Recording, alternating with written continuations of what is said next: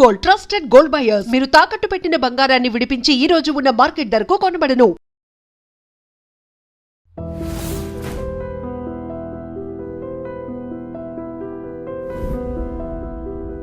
నమస్తే, నేను Kavitha. Welcome to I dream news and నిజాలు. దేశంలో అవినీతి పేరుకుపోయింది. దాన్ని చీపురుతో తుడిచేస్తాం, తరిమేస్తాం అని అనౌన్స్ చేసినటువంటి ఆమ్ ఆద్మీ పార్టీకి అతి పెద్ద దెబ్బ తగిలింది. అదే పార్టీ అవినీతిలో కూరుకుపోయింది. ఒక రాంగ్ పార్టీలో రైట్ పర్సన్ని నేనున్నాను, ఇప్పుడు నేను బయటికి వెళ్తున్నాను, ప్రజలతో మమేకం అవుతాను అంటూ రాజ్యసభ ఎంపీ రాఘవ్ చద్దా వెళ్ళిపోయారు. తనతో పాటుగా మిగిలినటువంటి 6 ఎంపీల్ని కూడా తీసుకెళ్లారు. రాజ్యాంగబద్ధంగా జరిగింది. 2/3తో ఉన్నటువంటి ఎంపీల్ని నేను బీజేపీలో విలీనం చేస్తున్నాను అనేటువంటి మాట రాఘవ్ చద్దా చేశారు. చాలా కీలకమైనటువంటి వ్యాఖ్యలు. బీజేపీలో ఇమ్మీడియట్గా జాయిన్ అయిపోయారు. బీజేపీ కూడా వెల్కమ్ చెప్పింది. ఎందుకని బీజేపీ ఇలాంటి ఎంపీల్ని చేర్చుకుంటోంది? అందులో కూడా అవినీతి ఆరోపణలు ఉన్నటువంటి అశోక్ మిత్తల్ అనే ఆయన్ని కూడా ఎందుకు చేర్చుకుంది? బోల్డ్ అన్ని డౌట్స్ వస్తున్నాయి. మనతో పాటుగా ఉన్నారు సీనియర్ జర్నలిస్ట్ సురేష్ కొచ్చాతిల్ గారు. సార్ నమస్తే. సో రాఘవ్ చద్దాని జాయిన్ చేసుకోవడం మాత్రమే కాదు, అశోక్ మిత్తల్ అనే పర్సన్ని జాయిన్ చేసుకున్నారు. రాజ్యసభ ఎంపీ. గతంలో కరెక్ట్గా 10 రోజుల కింద ఈడీ ఆయన మీద రైడ్స్ చేసింది. 10 రోజుల్లోనే ఆయన మారారు, పార్టీలో జాయిన్ అయిపోయారు. ఎందుకని ఇలాంటి ఈడీ ఆరోపణలు ఉన్న వాళ్ళని పార్టీలో చేర్చుకుంటుంది? వాళ్ళంతా క్లీన్ చిట్ ఇచ్చినట్టేనా అనేటువంటి మాట గతంలో ఉంది. ఇప్పుడు మరోసారి రుజువైంది అనేటువంటి మాట. బీజేపీ వాషింగ్ మిషన్ అంటారు వీళ్ళు, వాషింగ్ పౌడర్ నిర్మా అంటారు. సో అది హిమంత బిశ్వ శర్మ నుంచి మొదలైంది. అది అట్లాంటి ఆరోపణలు బీజేపీ వైపు వెళ్ళగానే వాళ్ళు క్లియర్ అయిపోతారని. కానీ ఇక్కడ జరిగింది ఏంటంటే, మీరు చూస్తుంటారు వీళ్ళందరూ రాజ్యసభ ఎంపీస్, ఎవరు లోక్సభ ఎంపీస్ లేరు దీంట్లో. వీళ్ళ వైపు నుంచి రాఘవ్ చద్దాని సైడ్ లైన్ చేశారు ఒక వారం ముందు, 10 రోజుల ముందు. ఆయన కొన్ని రోజుల నుంచి ఏం చెప్తారు, ఒక అక్కడిక్కడ లేని స్టేట్మెంట్ చేయడం మొదలుపెట్టారు. మోదీ గారిని కొంచెం ప్రేజ్ చేస్తూ, కొంచెం గవర్నమెంట్ స్కీమ్స్ని కొంచెం ప్రమోట్ చేస్తూ మాట్లాడుతున్నారు. అప్పుడే బహుశా వాళ్ళ పార్టీకి డౌట్ వచ్చి ఉంటుంది, ఎస్పెషలీ అరవింద్ కేజ్రీవాల్కి డౌట్ వచ్చి ఉంటుంది. ఇప్పుడు ప్రాబ్లం ఎక్కడ వచ్చిందంటే, మీరు చెప్పినట్ల రాఘవ్ చద్దా వెళ్ళాడు, తోడు 7 మందిని తీసుకెళ్ళాడు. Harbhajan Singh is one of them. Swathi Maliwal was already out. ఆమెని సీఎం ఆఫీస్ పిలిపించి కొట్టారు చూడండి ఒకసారి. దాని తర్వాత she was out of it. వాళ్ళ వైపు నుంచి చాలామంది అట్లా కనిపించట్లేదు ఇప్పుడు. యాక్చువల్లీ వాళ్ళ ఎక్స్ చీఫ్ మినిస్టర్ ఉన్నారు చూడండి, ఆమె కూడా కనిపించట్లేదు. ఆమ్ ఆద్మీ పార్టీ వైపు నుంచి ఉన్నారు. అల్కా లాంబా కనిపించట్లేదు. చాలామంది ఉన్నారు అట్లాంటిది. ఎక్కడికి వెళ్ళారు వీళ్ళందరని డౌట్ ఉంది. ఎందుకంటే పార్టీ మొదలైంది, మీకు మనందరికి తెలిసిందే, అన్నా హజారేది ఇండియా అగేన్స్ట్ కరప్షన్ మూమెంట్లో మొదలైంది. దాంట్లో చాలామంది నాలాంటి వాళ్ళు కూడా అక్కడ వెళ్ళి ఏం జరుగుతుందని చూసాం. అలా పీపుల్స్ ప్లాజాకి వెళ్ళి అక్కడ ప్రొటెస్ట్ ఉంది, చాలామంది యంగ్స్టర్స్ వచ్చారు, జెన్జీ మూమెంట్ అని చెప్పారు. కానీ స్లోలీ అరవింద్ కేజ్రీవాల్ ఢిల్లీ ముఖ్యమంత్రి అయినప్పటి నుంచి, దానికన్నా ముందు ఆయన చెప్పారు, నేను వ్యాగనార్లను తిరుగుతాను, నేను గవర్నమెంట్ అకామిడేషన్ తీసుకోను, నా ఫ్లాట్లోనే ఉంటాను అని చెప్పి చాలా ప్రామిసులు చేసినట్లు. కానీ వాగ్దానాలు చేసిన తర్వాత ఒకసారి ముఖ్యమంత్రి అయ్యగానే ఆయన మారిపోయాడు మొత్తం. షీష్ మైల్ కట్టిండు, దాంట్లో కోట్లు ఖర్చు పెట్టిండు. కార్లు మొత్తం కాన్వాయ్తో, 20 కార్ల కాన్వాయ్తో తిరుగుతున్నారు. అది కాకుండా వాళ్ళ పార్టీ నుంచి ఎవరైనా ఆయన వ్యతిరేకంగా మాట్లాడితే వాళ్ళని పార్టీ నుంచి తీసేయడం మొదలుపెట్టారు. యోగేంద్ర యాదవ్, మీరు కుమార్ విశ్వాస్, ప్రశాంత్ భూషణ్ కూడా బయటకు వచ్చేసారు. చాలామంది అట్లాంటి వాళ్ళని పార్టీ నుంచి బయటికి తరిమేశారు ఆయన. అప్పుడే తెలిసిపోయింది అరవింద్ కేజ్రీవాల్ ఒక సింగ్యులర్ మ్యాన్ ఎంటిటీ అన్నమాట. ఆయనే పార్టీ ఆయనే. ఒక టైంలో దేవ్కాంత్ బరువా, అప్పుడు కాంగ్రెస్ ప్రెసిడెంట్ ఉండే, ఆయన ఒక స్టేట్మెంట్ ఉంచారు, Indira is India, India is Indira అని చెప్పేసి. చాలా కాంట్రవర్సీ అయింది ఆ స్టేట్మెంట్. ఇది అట్లనే అయిపోయింది. ఇన్ఫ్యాక్ట్ రాఘవ్ చద్దా ఏ రోజు ఈ స్టేట్మెంట్ ఇవ్వడం మొదలుపెట్టారో ఆ రోజు పొద్దున నేను ఒక ట్వీట్ చేశాను, ఆయన్ని ట్యాగ్ చేసుకుంటా. నేనేం చెప్పానంటే, లీడర్ కన్నా మీరు పాపులర్ అవడానికి ట్రై చేస్తే that is the day you will be out of the party. మీరు కాడర్ బేస్ పార్టీలో చేయొచ్చు, ఇది కమ్యూనిస్ట్ కానీ బీజేపీ కానీ కొన్ని పార్టీలు ఉన్నాయి అట్లాంటిది. కాడర్ బేస్డ్ అంటే దాంట్లో మీరు ప్రైవేట్ లిమిటెడ్ కంపెనీ కాదు, బట్ ఒక కాంగ్రెస్ పార్టీలోనో, ఒక సమాజ్వాదీ పార్టీలోనో, ఒక టీఎంసీ లాంటి పార్టీలో ఇండివిజువల్ చాలా ఇంపార్టెంట్. లీడర్ మాది మాయావతి ఉండొచ్చు, మమతా బెనర్జీ ఉండొచ్చు, అఖిలేష్ యాదవ్ ఉండొచ్చు, రాహుల్ గాంధీ, సోనియా గాంధీ, ప్రియాంక వాద్రా ఉండొచ్చు. వాళ్ళ వ్యతిరేకంగా ఎవరైనా మాట్లాడితే లేకుంటే వాళ్ళకన్నా పాపులర్ కావడానికి ట్రై చేస్తే వాళ్ళని కట్ ఆఫ్ చేసేస్తారు. Shashi Tharoor is a classic example. చాలా టాలెంటెడ్ అయిన మనిషి, యుఎన్లో అండర్ సెక్రటరీ జనరల్ ఉన్నారు ఆయన. దాని తర్వాత 4 సార్లు తిరువనంతపురం నుంచి గెలిచారు. ఆయన చేసిన తప్పు ఏంటంటే మల్లికార్జున్ ఖర్గే వ్యతిరేకంగా పోటీకి దిగారు. ఆ రోజు నుంచి he was a marked out man. ఈయనని పక్కన పెట్టాలని చెప్పేసి చాలా బాగా మాట్లాడతారు. మన ఆపరేషన్ సింధూర్ జరిగిన తర్వాత డెలిగేషన్లో వెళ్ళారు, ఒక డెలిగేషన్లో అక్కడ కూడా చాలా బాగా మాట్లాడారు. శశి తరూర్ లాంటి వాళ్ళు, గులాం నబీ ఆజాద్, శశి తరూర్, మరి మన టామ్ వడక్కన్, ఇట్లాంటి చాలామంది ఉన్నారు who got out of the party. ఎందుకంటే వాళ్ళని కాంగ్రెస్ పక్కన జరిపేశారు. మీరు ఎక్కువ మాట్లాడితే అంతే సంగతి మీది. ఈవెన్ అహ్మద్ పటేల్ కూతురు మీకు గుర్తుంటుంది, ఆమె వాళ్ళ ఫాదర్ గురించి చెప్పారు. అహ్మద్ పటేల్ గారు బతుకున్నప్పుడు ప్రతి కాంగ్రెస్ వర్కర్ అక్కడ వచ్చే వాళ్ళ పేరు కూడా ఆయనకు గుర్తుంటుంది అన్నది. సోనియా గాంధీ కానీ రాహుల్ గాంధీ కానీ కలవకపోతే కూడా ఆయన కలుస్తుండే వాళ్ళని. So they were kind of reassured, Ahmed Patel garu మమ్మల్ని కలిశారు అని చెప్పేసి. ఈ కల్చర్ ఇప్పుడు లేదు, ఇప్పుడు కాదు చాలా సంవత్సరాల నుంచి లేదు. మీకు గుర్తుంటుంది హిమంత బిశ్వ శర్మ కాంగ్రెస్లో ఉన్న అన్నిటికంటే సీనియర్ అస్సాం లీడర్ ఉండే ఆ రోజుల్లో. ఆయనకి గొగోయ్ గారికి ప్రాబ్లం ఉండే, తరుణ్ గొగోయ్ గారితో వచ్చి మాట్లాడాలని ఢిల్లీకి వచ్చారు. 3 రోజులు అస్సాం భవన్లో వెయిట్ చేయించారు, కలవలేదు రాహుల్ గాంధీ. లాస్ట్లో ఒకరోజు అపాయింట్మెంట్ ఇచ్చారు, ఒకరోజు ఈవినింగ్ కలవడానికి వెళ్తే రాహుల్ గాంధీ కుక్కకి బిస్కెట్లు పెడుతున్నాడు. అది చాలా ఫేమస్ స్టోరీ అది.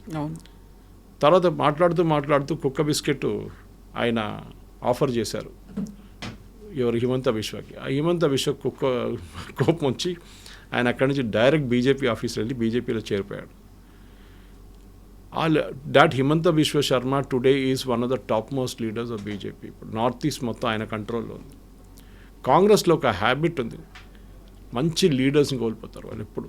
అది చూడండి మీరు కంటిన్యూస్గా ఎవరైనా సీనియర్ మోస్ట్ లీడర్ ఒక టైంలో పార్టీ నుంచి వెళ్ళిపోయిన వాళ్ళు చాలామంది మళ్ళీ తిరిగి వచ్చారు. కరుపయ్య మూపునార్ తమిళ్ మానిల కాంగ్రెస్ స్టార్ట్ చేశారు, టీఎంసీ. ఇప్పుడు మళ్ళీ వాళ్ళ కొడుకు నడిపిస్తున్నారు part of NDA by the way. దాంట్లో చిదంబరం గారు కూడా ఉన్నారు. వీళ్ళందరూ పార్టీ నుంచి వెళ్ళిన వాళ్ళే. మమతా బెనర్జీ కాంగ్రెస్ పార్టీ నుంచి బయటికి వెళ్ళారు, తృణమూల్ కాంగ్రెస్ స్టార్ట్ చేశారు. శరద్ పవార్ గారు Sonia Gandhi is a foreigner అని చెప్పి పార్టీ నుంచి బయటికి వెళ్ళిపోయారు, ఎన్సీపీ స్టార్ట్ చేశారు. ఇన్ఫ్యాక్ట్ మమతా బెనర్జీ దగ్గర ఆ టైంలో మీడియా వాళ్ళు అడిగారు, మీరు ఎందుకు పార్టీ స్టార్ట్ చేస్తున్నారు, మీరు కాంగ్రెస్ లీడర్ కాదంటే ఇందిరా గై, రాజీవ్ గయా, అవి క్యా బచ్చా అని అడిగిందంట. పార్టీలు ఏముంది, ఇందిరాగాంధీ వెళ్ళిపోయింది, రాజీవ్ గాంధీ వెళ్ళిపోయారు, ఇంకా పార్టీలు ఏం మిగిలింది అన్నారు. ఆమె లాజిక్ చూస్తే కరెక్టే అది. కానీ అదే హ్యాబిట్ ఈవెన్ సమాజ్వాదీ పార్టీలో కూడా ఉంది. మీరు చూడండి, ఎవరైనా అఖిలేష్ యాదవ్ వ్యతిరేకంగా మాట్లాడితే అవుట్. మాయావతి కూడా అంతే, ఇంక్లూడింగ్ అవర్ ఓన్ నెవ్యూని ఆమె పార్టీ నుంచి తీసి బయటపడేస్తుంది ఒకసారి. మళ్ళీ ఆమెను పిలిపించుకున్నారు. మళ్ళీ ఇటువైపు టీఎంసీ, ఆమె భజన ఎవరైనా పాడారో వాళ్ళకి ఇమ్మీడియట్ రాజ్యసభ సీట్. అది సాగరికా ఘోష్ ఉండొచ్చు, డెరిక్ ఓబ్రాయన్ ఉండొచ్చు, సాకేత్ గోఖలే ఉండొచ్చు, ఈవెన్ రీసెంట్లీ మేనకా గురుస్వామి కూడా ఉండొచ్చు. ఎవరైనా ఆమె వాళ్ళ కోసం మంచి పని ఏదైనా చేస్తే, ఏదైనా భజన పాడితే immediate. Saket Gokhale was social media guy, tweet చేస్తుండే అంతే. ఆయన తీసుకొని ఎంపీ చేశారు, ఎందుకంటే రెగ్యులర్గా భజన పాడుతుండే పొద్దున. సో టాలెంట్ వైజ్ వీళ్ళకి ఒకటే ఉంది. వీళ్ళ ఒక పాత మన మొనార్కీ లాగా రాజులు ఉంటారు చూడండి, వాళ్ళ పక్కన కూర్చున్న వాళ్ళందరూ వాళ్ళు చంచాడు. ఏదైనా అంటే రాజు జై జై జై అంటారు. ఇదే స్టేట్ అన్నమాట. మీకు గుర్తుంటుంది కవిత గారు, సుబ్రహ్మణ్యం స్వామి క్లాసిక్ ఎగ్జాంపుల్. ఆయనకి రాజ్యసభ సీట్ ఎక్స్టెన్షన్ ఇవ్వకపోతే అప్పటి నుంచి ఆయన మోదీ గారిని తిట్టడం మొదలుపెట్టారు, టార్గెట్ చేసి. Shatrughna Sinha same case, Yashwant Sinha same. పొద్దున్న లేవగానే మోదీ గారిని ఏదో అంటారు వాళ్ళు. కానీ వీళ్ళని ఎవరిని పార్టీ నుంచి అమిత్ షా గారు తీయలేదు పార్టీ నుంచి, వాళ్ళు ఉంచుకున్నారు వాళ్ళని. సుబ్రహ్మణ్యం స్వామి స్టిల్ దేర్ టెక్నికలీ. వీళ్ళిద్దరు వెళ్ళిపోయారు, మిగతా పార్టీకి వెళ్ళి ఎంపీలు అయిపోయారు వాళ్ళు. డిఫరెన్స్ ఇది. ఒక కార్డర్ బేస్ పార్టీలో వచ్చినప్పుడు మీకు క్రిటిసైజ్ చేయవచ్చు, still you can stay in the party. అయితే ఇక్కడే ఇప్పుడు మనం మాట్లాడుకున్నటువంటి హిమంత బిశ్వ శర్మ మీద విపరీతమైనటువంటి అవినీతి ఆరోపణలు ఉన్నాయి. భూ కబ్జాలు చేశారనేది, డబ్బు కోట్లల్లో సంపాదించారు అనేది. దీంతో పాటుగా గతంలో వచ్చినటువంటి కొంతమంది ఎంపీలు కూడా విపరీతమైనటువంటి డబ్బు వాళ్ళ దగ్గర ఉంది. పారిశ్రామికవేత్తలు, బిలియనీర్స్, వీళ్ళందరి మీద ED, ACB, CBI, IT rides ఇవన్నీ అయిన తర్వాత వన్ ఫైన్ డే వచ్చి బీజేపీలో జాయిన్ అయిపోతారు. వెరీ రీసెంట్గా ఇప్పుడు అశోక్ మిత్తల్ మీద కూడా జరిగింది. ఈడీ రైడ్స్ జరిగాయి, 10 డేస్లోనే ఆయన వచ్చి జాయిన్ అయిపోయారు. ఎందుకని అలాంటి వాళ్ళని తీసుకుంటుంది? బెదిరిస్తోందా, లేకుంటే వాళ్ళకి కావాల్సినటువంటి అందజేస్తున్నారా, క్విడ్ ప్రోకో అనేది జరుగుతుందా? సో ఐఎమ్ ఆల్, ఎవరైనా ఆరోపణలు ఉంటే ఆరోపణలు ప్రూవ్ చేయాల్సి వస్తుంది. జ్యుడిషియల్ జ్యూరిస్ప్రుడెన్స్లో ఒక టర్మినాలజీ ఉంది, no man is guilty unless is proven to be guilty, till then is innocent. మనం కూడా అదే తీసుకోవాలి. ఆరోపణ చేయడంలో ఈజీగా ఉంటుంది. ఇప్పుడు మొన్న హిమంత బిశ్వ శర్మ వైఫ్ మీద పవన్ ఖేరా గారు ఆరోపణ చేశారు, ఆమెకు పాస్పోర్ట్ ఉంది, ఫారిన్ పాస్పోర్ట్. తర్వాత తెలిసింది అది ఫోర్జరీ అని. ఇప్పుడు ఆయన యాంటిసిపేటరీ బెయిల్ తీసుకున్నారు తెలంగాణ హైకోర్టు నుంచి, అది సుప్రీంకోర్టు కొట్టిపడేశారు. మళ్ళీ అస్సాంకి వెళ్ళారు, అక్కడ డినై చేశారు. బహుశా ఇవాళ అరెస్ట్ అయిపోతారు ఆయన. నేనేం చెప్పాను అనుకుంటే, ఎస్, ఎవరైనా తప్పు చేసి పార్టీకి వస్తే వాళ్ళని శిక్షించాల్సిందే, there is no doubt about, I'm also all for it. కానీ ఆరోపణలు చేశారని చెప్పి కరెక్ట్. ఇప్పుడు బీజేపీ వాళ్ళు ఆరోపణ చేసిన కొంతమంది బీజేపీలో వచ్చి చేరారు. మీరు మిత్తల్ గారు కేసు అన్నారు, మిత్తల్తో పాటు ఇంకా 4-5 వెళ్ళారు కదా, 6 వెళ్ళారు కదా, వాళ్ళ మీద ఆరోపణలు ఏమి లేవే. స్వాతి మాలివాల్ లేదు, హర్భజన్ సింగ్ మీద లేదు, మిస్టర్ పాఠక్ గారు ఐఐటి ప్రొఫెసర్ ఉన్నారు, ఆయన మీద లేదే. అంటే ఏమైందంటే బేసిక్లీ ఈ ఇండివిజువల్ లెడ్ పార్టీస్కి ఇదే ఒక డేంజర్. ఇప్పుడు మాయావతి ఒక టైంలో ఉత్తరప్రదేశ్ ముఖ్యమంత్రి ఉండే, ఇప్పుడు ఆమె ఎక్కడుంది? ఎవ్వరు పట్టించుకోవట్లేదు ఆమెను. అంటే మీరు ఆ లెవెల్కి వెళ్ళిపోయిన తర్వాత, అరెగెన్స్ వచ్చిన తర్వాత మీ ఓన్ నెవ్యూని మీరు పార్టీని తీసేశారు. అక్కడే మీకు తెలిసిపోయింది దట్ మీకు డెమోక్రసీ అనే respect. Arvind Kejriwal problem simple. Kumar Vishwas garu చాలా బాగా చెప్పారు అది. ఆయన కవిత్వం అంతా చెప్తారు కదా, పోయిటరీ చెప్తారు చాలా మటుకు. ఆయన ఒకసారి నేను ఒక సెమినార్కి వెళ్ళినప్పుడు దాంట్లో మాట్లాడారు. ఆయన చెప్పింది అదంటే, అన్నా హజారే గారు ఒక మూమెంట్ స్టార్ట్ చేశారు కరప్షన్ వ్యతిరేకంగా. అప్పుడు కేజ్రీవాల్ ఏమన్నారు, నేను వ్యాగనారు, నేను అక్కడ రోడ్డు పక్కన మఫ్లర్ వేసుకొని బ్లాంకెట్ వేసుకొని ప్రొటెస్ట్ చేస్తాను, ధర్నాలు చేస్తానని. కానీ మీరు చూడండి, కేజ్రీవాల్ ఒకసారి పవర్కి రాగానే ఎట్లా మారిపోయాడు ఆయన కంప్లీట్గా. ఆయన మీద ఎన్నో ఆరోపణలు వచ్చినాయి, కరప్షన్ ఆరోపణలు. ఇప్పుడు ఈ లిక్కర్ స్కామ్ల గురించి వచ్చినారు. చాలామంది అన్నారు ఆయన్ని కోర్టు ఫ్రీగా ఇచ్చేసారని, కాలేదు, మళ్ళీ స్టే చేశారు ఆ జడ్జిమెంట్. దాని వ్యతిరేకంగా ఆయన జడ్జి మీద ఆరోపణ చేశారు, మీరు ఆర్ఎస్ఎస్, మీరు సంఘ కార్యకలాపాలకు వెళ్తున్నారు అని. సో దాన్ని బట్టి ఆమె బాగా రిప్లై ఇచ్చింది. She said, if you have challenge, go to supreme court, go to high court and challenge it. Okay, నేనైతే కేసు నుంచి రెక్యూజ్ చేయను అని చెప్పింది ఆమె. సో అరవింద్ కేజ్రీవాల్ది ఒక ఇమేజ్ ఉంది చూడండి, అది అరవింద్ కేజ్రీవాల్ యాజ్ అ పార్టీగా మారిపోయింది. వీళ్ళందరూ కలిసి ఫామ్ చేశారు పార్టీది. యోగేంద్ర యాదవ్ది రోల్ తక్కువ కాదు, కుమార్ విశ్వాస్ రోల్ తక్కువ కాదు, రాఘవ్ చద్దా రోల్ తక్కువ కాదు. Is a chartered accountant and is a brilliant fellow. అదంతా ఉంది.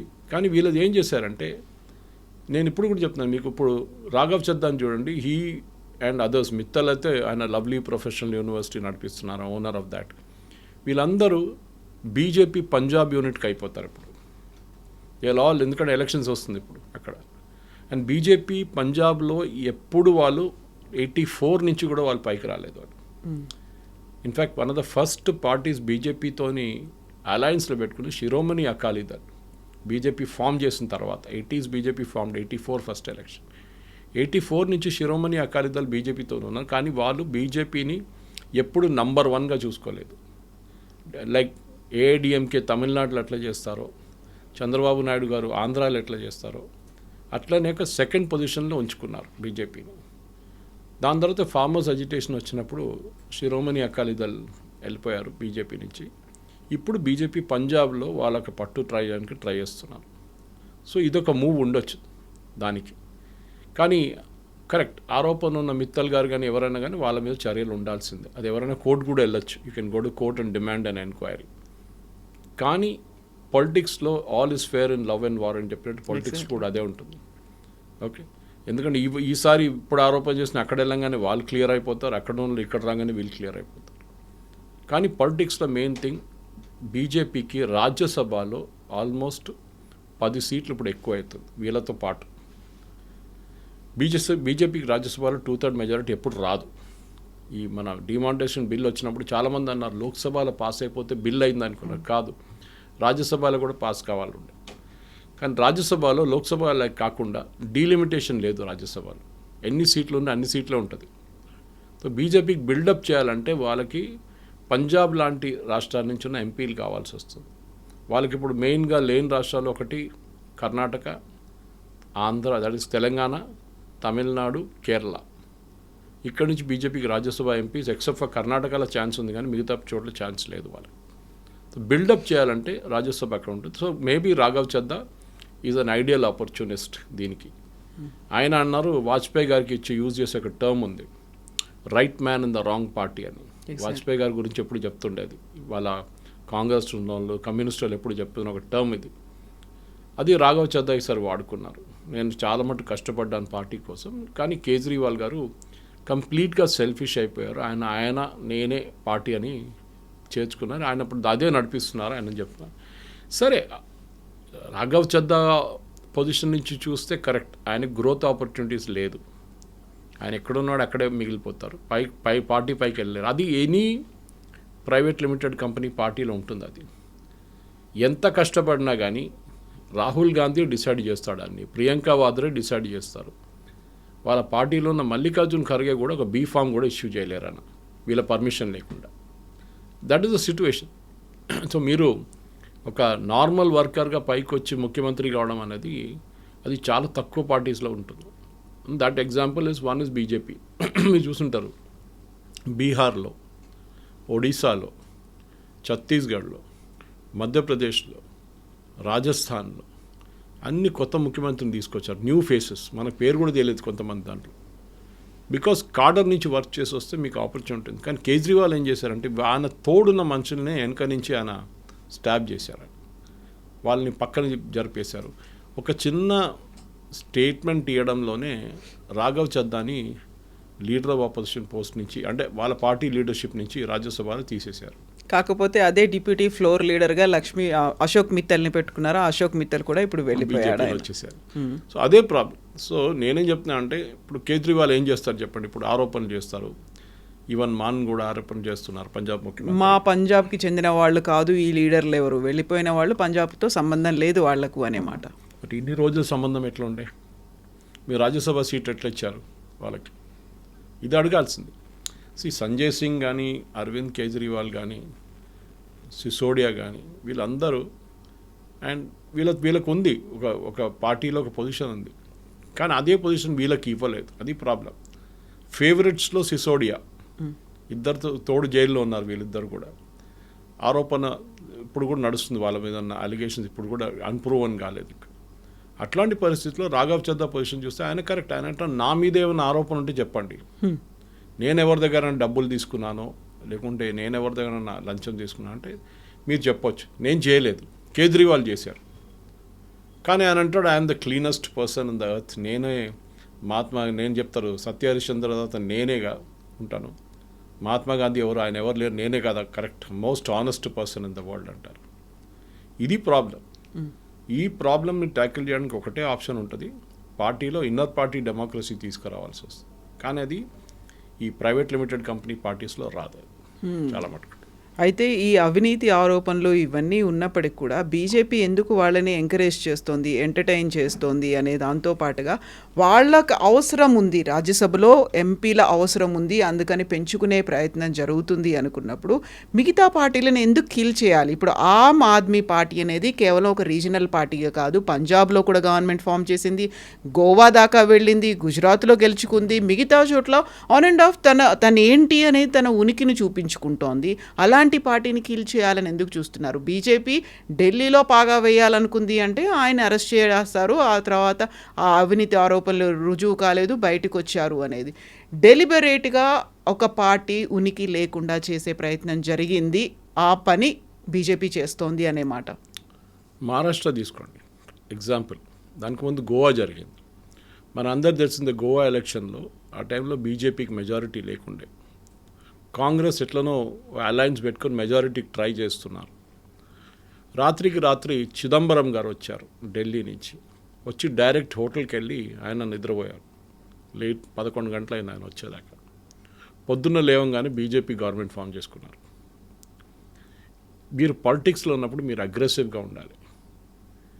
బీజేపీ ఒక చిన్న తప్పు మహారాష్ట్రలో చేశారు. ఫస్ట్ టైం అజిత్ పవార్ని తీసుకొచ్చినప్పుడు దాస్ అ ఫ్లాప్ షో అయిపోయింది అది. కానీ రెండోసారి చూడండి, వాళ్ళకి మెయిన్ ఆపోనెంట్ ఎవరు ఉండే మహారాష్ట్రలో? శివసేన యునైటెడ్గా పోటీ చేస్తే బీజేపీకి ఎప్పుడు మెజారిటీ రాదు. సో బీజేపీ ఏం చేశారు?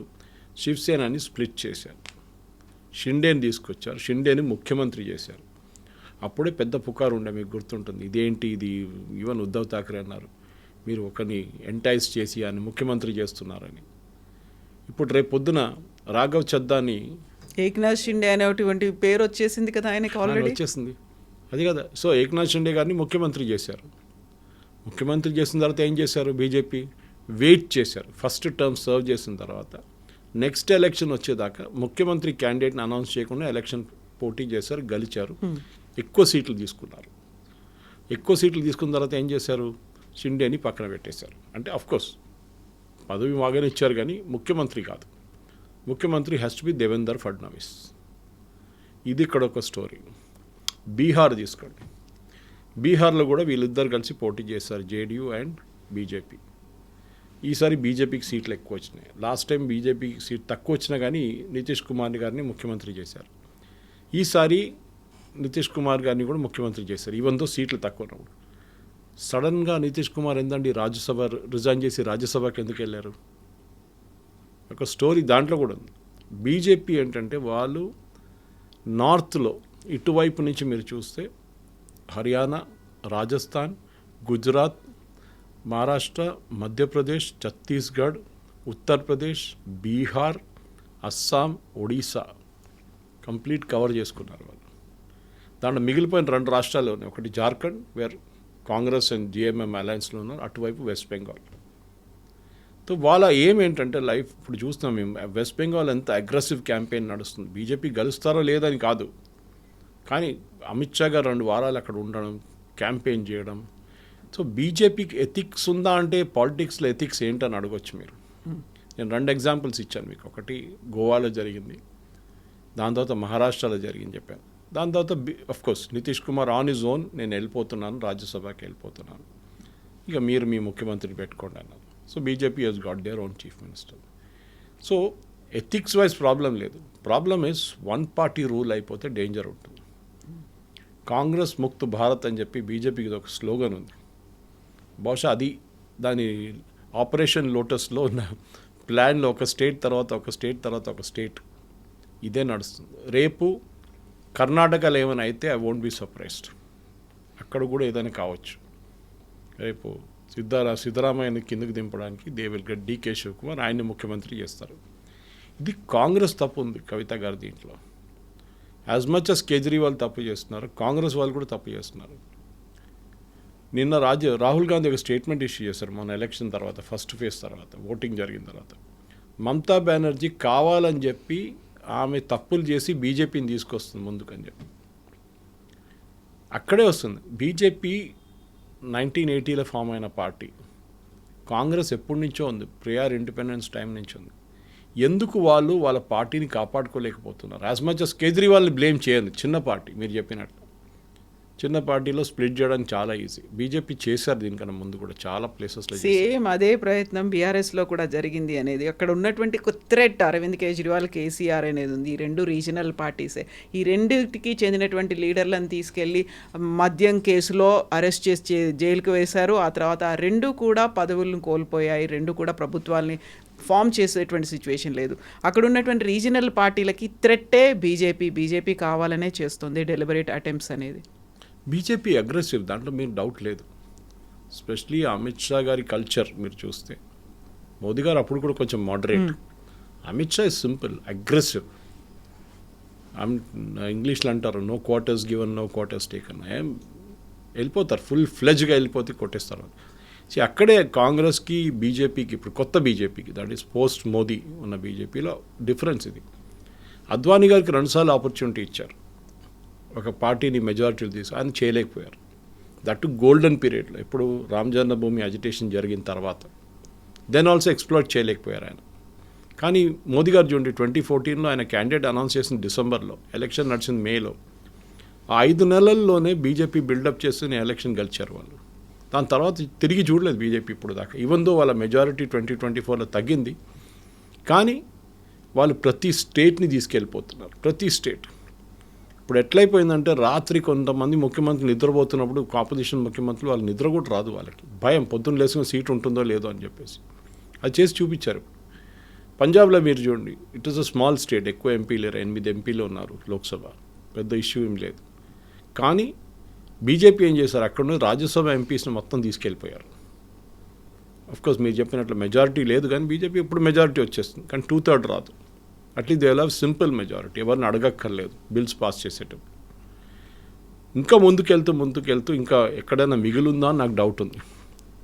ఒకటి జేఎంఎం, జార్ఖండ్ ముక్తి మోర్చా, జార్ఖండ్లో బహుశా అక్కడ కూడా ఒక ఆపరేషన్ లోటస్ జరగవచ్చు. ఇంకోటి మిగిలింది హిమాచల్లో కూడా ఏ రోజైనా గవర్నమెంట్ మారవచ్చు. Anything is possible in politics. దాంట్లో classic example BJP culture, BJP ఎట్లా ఆపరేట్ చేస్తారని మనం చూస్తున్నాం. కాకపోతే ఎంత బీజేపీ ఆపరేట్ చేస్తున్నా కానీ మోదీ ఒక మొనార్క్ లాగా తయారైపోయాడు. ఇంకా బీజేపీ తప్ప ఏది ఉండొద్దు అనుకుంటే ప్రజాస్వామ్యం అనేది ఎక్కడ ఉంటుంది? కేంద్రంలో అధికారం ఓకే, రాష్ట్రాల్లో కూడా ఉన్నటువంటి రీజనల్ పార్టీస్ని ఎందుకు చంపేస్తున్నారు అని. Question is correct, very good question. కానీ ఒక టైగర్, ఒక లయన్ జంగిల్లో ఉంటే వాళ్ళ టెరిటరీ మార్కౌట్ చేసుకుంటారు వాళ్ళు, దాని లోపల ఇంకో రానియర్. ఇది కూడా బీజేపీ కూడా అంతే.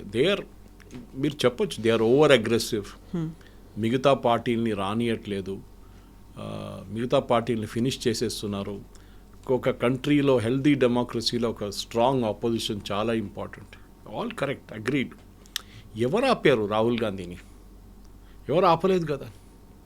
ఆయన ఎందుకు గెలవలేకపోతున్నారు యూపీలో, ఆయన ఎందుకు గెలవలేకపోతున్నాడు హర్యానాలో? ఆల్మోస్ట్ ఓడిపోయిన ఎలక్షన్ బీజేపీ హర్యానాలో గెలిచారు. మహారాష్ట్రలో ఏమైంది? నెక్ టు నెక్ ఫైట్ అన్నారు, కంప్లీట్లీ వన్ సైడెడ్ అయిపోయింది.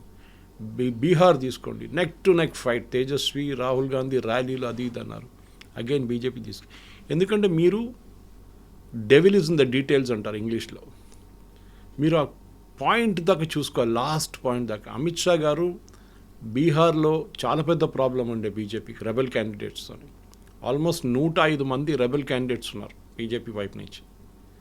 ఆయన 2 రోజులు అక్కడ ఉండి, ఒక హోటల్ ఉండి, 5 స్టార్ హోటల్ ఉండి, ప్రతి రెబెల్ లీడర్ని క్యాండిడేట్ని పిలిపించారు, వాళ్ళతో కూర్చొని మాట్లాడి వాళ్ళని కన్విన్స్ చేసి విత్డ్రా చేయించారు nomination. That is party management. Rahul Gandhi ఏదో టైంలో కొలంబియాకి వెళ్ళిపోతారు, లేకుంటే మలేషియాకి వెళ్ళిపోతారు. You cannot be a part time politician. మీరు పొలిటీషియన్ అయితే ఫుల్ టైం పొలిటీషియన్ ఉండాలి మీరు, లేకుంటే ఇంకెవరినైనా పని చేయనియండి. మీరు ఈ పార్ట్ టైం పొలిటీషియన్ పనిలో పడతారు చూడండి, then it becomes a problem. And Rahul Gandhi classic case అది. మీ పార్టీ వాళ్ళు ఎంతోమంది రీసెంట్లీ తేజస్వి యాదవ్ బీహార్ ఎలక్షన్ ముందు మీకు గుర్తుంటుంది, తేజస్వి, లాలూ ప్రసాద్, రాబ్రీ దేవి అండ్ వాళ్ళ కూతురు, I think it was Misa, వీళ్ళు 4 వచ్చారు ఢిల్లీకి. ఆ కేసు ఉండే వాళ్ళది ఒకటి, దాని ఛార్జ్ షీట్ ఏదో ఉండే, ఫైలింగ్ ఛార్జ్ షీట్ ఉండే, అది దానికోసం వచ్చారు. 3 రోజులు బీహార్ భవన్లో వాళ్ళు ఉన్నారు. రాహుల్ గాంధీని కలవడానికి ట్రై చేశారు, ఏది క్యాండిడేచర్ డిస్కస్ చేయడానికి బీహార్లో, వాళ్ళు పొత్తు ఉంది కదా వాళ్ళకి, కలవలేదు 3 రోజులు. Lalu is not a small man, X ముఖ్యమంత్రి, వాళ్ళ వైఫ్ కూడా ఎక్స్ ముఖ్యమంత్రి, తేజస్వి ఆయన క్లోజ్ ఫ్రెండ్, కలవలేదు. ఈవెన్ వెస్ట్ బెంగాల్లో చూడండి, ఈసారి వెస్ట్ బెంగాల్లో సిపిఎంతో పొత్తు ఎందుకు పెట్టుకోలేదు? Same problem, ego. మీరు పొలిటిక్స్లో ఉన్న మీరు దిగొచ్చి మాట్లాడాలి ఒక్కొక్కసారి, you to come down. Amit Shah గారు ఈవెన్ మీరు చూడండి, నార్త్ ఈస్ట్కి వెళ్తే చిన్న పార్టీలతో మాట్లాడతారు, 2 ఎమ్మెల్యేలు 1 ఎమ్మెల్యే ఉన్న పార్టీతో మాట్లాడతారు. ఎందుకంటే ఏదో ఒక రోజు మీకు పనికొస్తారు వాళ్ళు. You should never forget that. మీకు ఒకరోజు అహంకారం తీసుకొని నేను వాళ్ళతో మాట్లాడాను, వాళ్ళకి 2 ఎమ్మెల్యేలు ఉన్నారంటే దాట్స్ ఎండ్ ఆఫ్ ఇట్. మీరు మీ పార్టీని చూసుకోకపోతే మీ పార్టీ అంతే సంగతి. అది రాహుల్ గాంధీ గుర్తుపెట్టుకోవాలి. And classic example is this. ఎంతోమంది, ఓకే, రాజాజీ గారి grandson is BJP spokesperson Kesavan. Shehzad Poonawalla Congress, Jitin Prasada Congress, missus Bahuguna యూపీలో కాంగ్రెస్. వీళ్ళందరూ ఎక్కడి నుంచి వచ్చారు కదా. ఎవరో అన్నారు బీజేపీ, కొత్త బీజేపీ కాంగ్రెస్ లాగా అయిపోయిందని చెప్పేసి. బహుశా అది కూడా ఉండొచ్చు.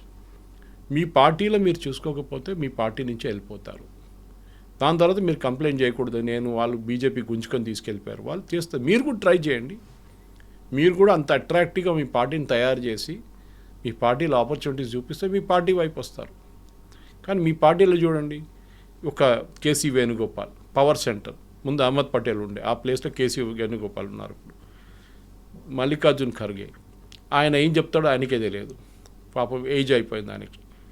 మీరు ఆయన్ని పనిచేయనియరు కరెక్ట్గా, న్యాచురల్లీ ఫ్రస్ట్రేట్ అయిపోతారు. నితిన్ నబీన్ని నిన్న పొద్దున ఇన్ఫామ్ చేశారు, సాయంత్రం ఈ ప్రెస్ కాన్ఫరెన్స్ ఉంటుంది బీజేపీ భవన్లో, వీళ్ళు ముగ్గురు వస్తారు, తోడు 5 మంది ఇంకా ఉన్నారు. వాళ్ళు సంతకం పెట్టి రాధాకృష్ణ గారికి పొద్దునే వైస్ ప్రెసిడెంట్కి ఇచ్చేశారు వాళ్ళ రాజీనామాలు. ఆ రాజీనామా అంటే that we are joining the BJP అని చెప్పి 2/3 మెజారిటీతో. సో అదంతా ముందే తెలుసు వీళ్ళకి, అప్పుడు కూడా ఏం చేయలేదు. చూడండి, ఫైర్ ఫైటింగ్ అనేది చాలా ఇంపార్టెంట్. ఎందుకు మన దగ్గర ఇక్కడ తీసుకోండి, మీరు జీవన్ రెడ్డి గారి కేసు కాంగ్రెస్ నుంచి బీఆర్ఎస్లోకి వచ్చేసారు. మీరు ఎందుకు కన్విన్స్ చేయలేకపోతున్నారు? ఆయన వెళ్ళిన తర్వాత is a nobody, is a old guy, nothing called old guy. Old ఆ ఎక్స్పీరియన్స్ ఏ రోజో పనికి వస్తుంది మీకు. కానీ మీరు ఇగ్నోర్ చేయకూడదు ఎప్పుడు, ఎందుకంటే వాళ్ళు కూడా 10 ఓట్లు తీసుకొస్తారు. వాళ్ళు ఆపర్చునిటీ ఎప్పుడు పోకూడదు. ఈట్ల రాజేందర్ ఎక్కడి నుంచి వచ్చారు? బీఆర్ఎస్ నుంచి వచ్చారు. డీకేఆర్న ఎక్కడి నుంచి వచ్చారు? కాంగ్రెస్ నుంచి వచ్చారు. సో ఎక్కడ వాళ్ళ దగ్గర స్ట్రెంగ్త్ లేదో వాళ్ళు మిగతా పార్టీ నుంచి తెచ్చుకొని స్ట్రెంగ్త్ బిల్డప్ చేస్తున్నారు. అండ్ నేను ఎప్పుడు ఇచ్చే ఎగ్జాంపుల్ ఒకటి ఉంది, కర్ణాటక. 20 సంవత్సరాల ముందు కర్ణాటకలో బీజేపీ వాజ్ 0. ఆ టైంలో రామకృష్ణ హెగ్డే, దేవరాజ్ అర్స్, పెద్ద దేవగౌడ. బీజేపీ ఎక్కడ ఉండే? నథింగ్. జేడిఎస్ ఉండే, కాంగ్రెస్ ఉండే. టుడే జేడిఎస్ని పక్కన పెట్టేశారు, మొత్తం swipe out. Another Shinde example ఇక్కడ ఒకటి. సో బీజేపీ ఏంటంటే వాళ్ళు ఎస్ వన్ వే మీరు చెప్పినది కరెక్టే, it looks very bad. Opposition లేకుండా ఏం నడిపిస్తారు గవర్నమెంట్ అనేది. కానీ ఆపోజిషన్ కూడా వాళ్ళ రోల్ వాళ్ళు చూసుకోవాలి. అది కాకుండా పార్లమెంట్లో వచ్చి గొడవ చేయడము, పార్లమెంట్లో వచ్చి టీషర్ట్లు వేసుకోవడము, పార్లమెంట్లో వచ్చి స్టేట్మెంట్ ఇవ్వడం, బయట స్టేట్మెంట్ ఇవ్వడం, పోస్టర్లు పట్టుకోవడం, యూ డూ ఇట్. ఇదే మమతా బెనర్జీ ప్రొటెస్ట్ చేశారు పార్లమెంట్లో, మనకు తెలిసి ఆమె మినిస్టర్ ఉన్నప్పుడు కూడా, బంగ్లాదేశ్ నుంచి వచ్చిన ఇమిగ్రెంట్స్ వ్యతిరేకంగా. సేమ్ ఇప్పుడు జరుగుతుంది. So I think Rahul Gandhi ఆయనతో కాకపోతే పక్కన జరిగిపోవాలి. వాళ్ళ పార్టీలో చాలామంది మంచి లీడర్లు ఉన్నారు. There is Sachin Pilot, okay, Kamalnath is there, but ఆయన కొంచెం ఓల్డ్ అయిపోయింది ఇప్పుడు. మిగతా చాలామంది కొత్త నేతలు, వాళ్ళకు ఛాన్స్ ఇవ్వండి ఒకసారి. ఇవ్వరు. ఆ top is reserved for the family. మిగతా అందరికీ చిన్న పదవులు ఇచ్చి వాళ్ళని అక్కడ ఉంచుకుంటారు వాళ్ళు. అది ప్రాబ్లం. సేమ్ థింగ్ మన తమిళనాడులో ట్రాన్స్లేషన్ డిజాస్టర్ చూసాం మనం. తమిళ్ నుంచి రాహుల్ గాంధీ స్పీచ్ ట్రాన్స్లేట్ చేసిన మనిషి, ఆయన ఒక ఫేక్ కేసు తయారు చేసుకున్నారు, ఇన్కమ్ ట్యాక్స్ వాళ్ళు రేడ్ చేశారు. ఎందుకు ఈ డ్రామా అంతా? That is what it is. మీరు చెప్పొచ్చు, ఓకే, అన్నామలైని బాగా ట్రీట్ చేయలేదు BJP, I also agree with that. ఇప్పుడు ఆయనకి రాజ్యసభ ఇస్తున్నారు. So that is the way you reward somebody. So మీ పార్టీని చూసుకోవాలండి. దట్ ఈస్ వై బీజేపీ 2 సీట్లు ఉన్న లోక్సభ హనుమకొండ నుంచి జంగారెడ్డి గారు, ఇంకా అక్కడి నుంచి గుజరాత్ నుంచి మేసానా నుంచి ఆకార్ పటేల్, వీళ్ళిద్దరు ఎట్లా ఆ 2 పార్టీలు ఉన్న ఎంపీలు ఉన్న పార్టీ ఇవాళ రూలింగ్ చేస్తుంది, దేశం రూల్ చేస్తున్నారు. అది మనం మర్చిపోకూడదు. And that is the most important lesson అనమాట. ఎక్కడి నుంచి వాళ్ళు స్టెప్ బై స్టెప్ వెళ్ళారు. 2 సీట్లు ఉన్న వెస్ట్ బెంగాల్లో 3 ఎలక్షన్ ముందు 2011లో, అక్కడి నుంచి ఇప్పుడు వాళ్ళు 77కి వచ్చారు. ఎక్కడో 44 సీట్లు, 44 సీట్లు ఉన్న కాంగ్రెస్ ఇప్పుడు 0 అయిపోయారు last election. Same with CPM. 34 సంవత్సరాలు పరిపాలించారు వెస్ట్ బెంగాల్. అది లెసన్. ఎక్కడ లేని వెస్ట్ బెంగాల్ ఛాన్సే లేకుండే బీజేపీ. కానీ ఇప్పుడు ప్రిన్సిపల్ ఆపోజిషన్ పార్టీ 77 సీట్స్, ఈసారి బహుశా 100 కూడా క్రాస్ చేస్తారు. There are lot of lessons to be learned. And Rahul Gandhi first నేర్చుకోవాల్సిందే, లీడర్షిప్ అనేది మీ ఫ్యామిలీ ప్రిజర్వ్ కాదు. ఎవరి దగ్గర మంచి లీడర్షిప్ ఉందో వాళ్ళని లీడర్గా తయారు చేయండి. Who or he maybe. Yes, sir. Thank you so much. Thank you very much. Thank you. Subscribe iDreams. And please subscribe to iDream. For more videos, subscribe to iDream. Please like, share, and subscribe to the channel. Congratulations, iDream. subscribe to iDream. Subscribe to iDream. So subscribe to iDream Media. iDream ki iDream team అందరికి huge congratulations. Please subscribe iDream Media. Please subscribe to iDream. Subscribe iDream. Please subscribe to iDream. iDream అంటే నా కళల ఛానల్ను subscribe చేసుకున్న నోరు తిరుగుతలేదు, మీరైతే గంట గుర్తు కొట్టండి. For more such videos, please subscribe to iDream. Subscribe to iDream. Please subscribe to iDream. Please subscribe iDream Media. Please do subscribe to iDream. Please subscribe to iDream Media. For best entertainment and information, please subscribe iDream. And don't forget to subscribe to iDream.